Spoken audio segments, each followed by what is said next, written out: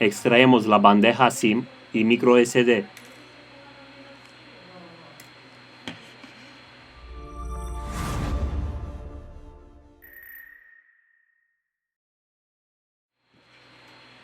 Retiramos los dos tornillos.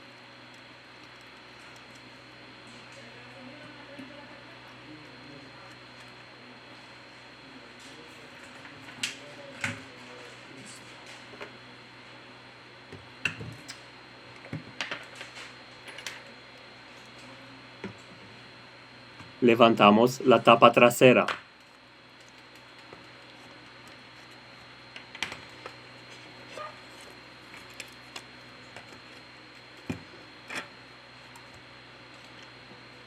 Aflojamos el conector de la huella. Retiramos la batería.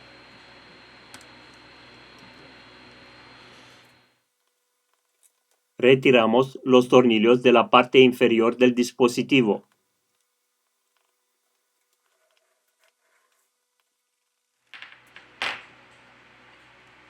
Aquí tenemos el módulo de audio que contiene el altavoz.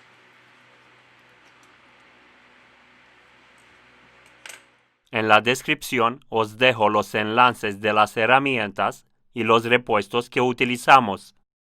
Si te ha gustado el vídeo, no olvidar el like. Muchas gracias. Aquí tenemos el flex de comunicación de la placa base con la subplaca base. Retiramos el flex.